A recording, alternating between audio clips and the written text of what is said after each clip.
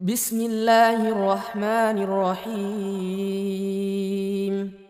لو اتیتنی بقراب الارض خطایا، آدم کی اولاد اگر تو زمین بھر کر خطا لے کر آئے گا، غلطیاں لے کر آئے گا، ثم لقیتنی لا تشرک بی شیئا، لیکن اس حالت میں مجھ سے ملاقات کرے گا کہ تو نے میرے ساتھ کسی کو شریک نہیں بنایا، لاتیتک بقرابها مغفرہ، تو میں اتنی ہی مغفرت بخشش لے کر آؤں گا۔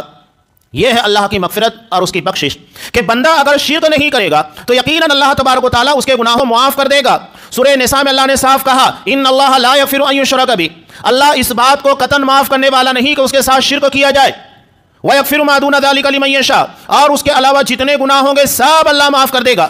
آپ کو حیرت ہوگی، سورہ انعام 18 انبیاء کرام کا تذکرہ کرنے کے بعد اللہ تبارک و تعالیٰ کیا کہتا ہے؟ قرآن پڑھیے، سمجھنے کی کوشش کیجئے، جب ہمیں معلوم ہوگا کہ اللہ کو کیا پسند ہے کیا ناپسند ہے، کس کی بنیاد کے پر وہ معاف کرتا ہے اور کن گناہوں کو معاف کرنے والا نہیں ہے۔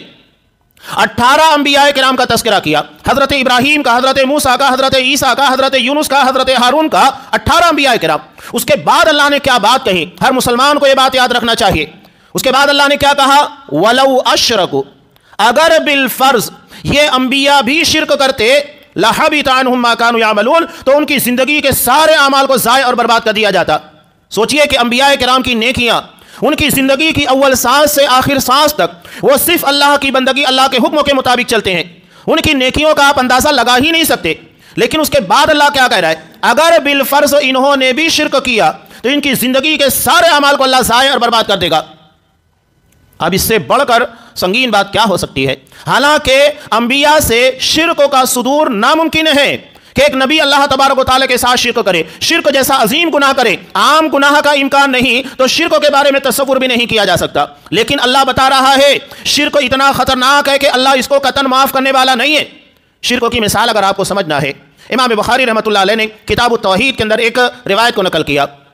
امام بخاری رحمۃ اللہ علیہ کی ذہانت دیکھیے، کتاب التوحید کے اندر یعنی اللہ کی وحدانیت، اللہ کو اس کی عبادت میں، اس کی ذات میں، اس کی صفات میں اکیلا ماننا، بے مثل ماننا، نہ اللہ کی ذات کی طرح کوئی ذات ہے، نہ اللہ کی صفات کی طرح کسی کے اندر خوبی ہے، صفت ہے، یہ اللہ کی توحید ہے، وحدانیت ہے۔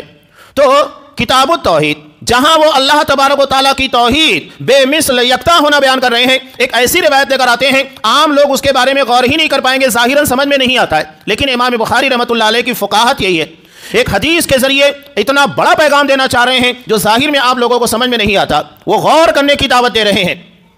حضرت مغیرہ بن شعبہ رضی اللہ تعالیٰ عنہ بیان کرتے ہیں ہمارے یہاں بھی لوگوں کا مجمع ہوتا ہے، ہم بیٹھتے ہیں دوستوں کے ساتھ، ہماری محفل ہوتی ہے، چند لوگ بیٹھتے ہیں باتیں کرتے ہیں، ہر کوئی اپنے آپ کے تعلق سے یا اس کے دل میں جو خیالات آ رہے ہیں یا اس کے ساتھ اگر کچھ بیتا ہے بیان کرتا ہے۔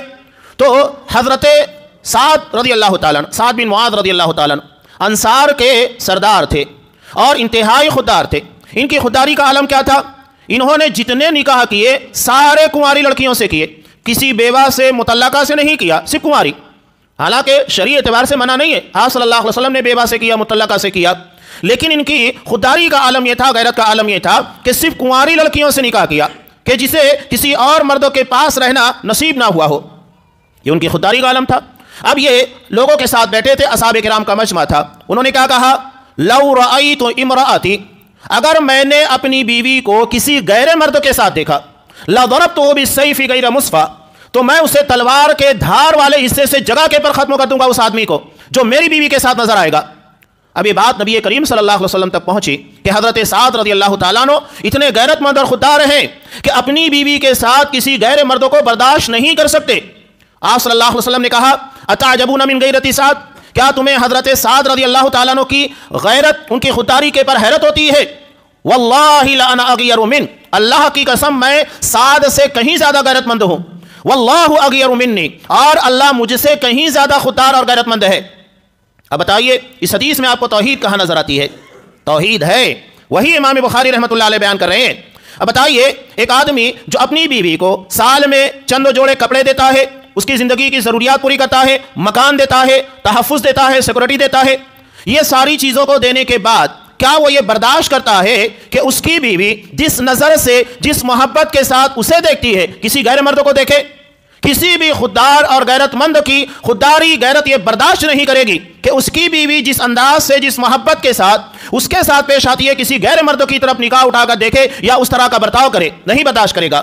अब आप गौर कीजिएगा कि एक इंसान अपनी बीवी को थोड़ी सी नेमतें देने के बाद ये बर्दाश्त नहीं करता, तो अल्लाह तबारक व तआला जिसने हमें अदम से वजूद बख्शा, जिंदगी की अनगिनत नेमतें अता की, जिसके बारे में खुद कहता है कि वह इन तउद्दू निअमतल्लाहि ला तुहसूहा, कि अगर तुम अल्लाह की नेमतें शुमार करना चाहो गिन नहीं सकते, अल्लाह ने इतनी नेमतें हमें नवाजी है। उसके बाद अगर बंदा इबादत और बंदगी में अल्लाह को छोड़कर किसी गैर के सामने जाकर इबादत करेगा, किसी और के सामने सर टेकेगा, किसी और से दुआएं मांगेगा, तो क्या अल्लाह इसको बर्दाश्त करेगा? कतन बर्दाश्त नहीं करेगा। इसीलिए अल्लाह ने शिर्क के बारे में कहा, अल्लाह शिर्क को माफ नहीं करेगा।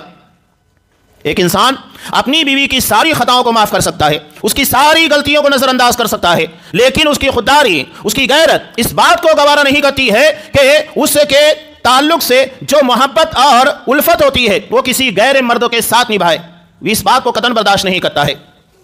यह है शिर्क की हकीकत समझने के ताल्लुक से एक अहम रिवायत। अस्सलामु अलैकुम। वीडियो पसंद आने पर अपने दोस्तों के साथ व्हाट्सएप और सोशल मीडिया पे ज़रूर शेयर करें।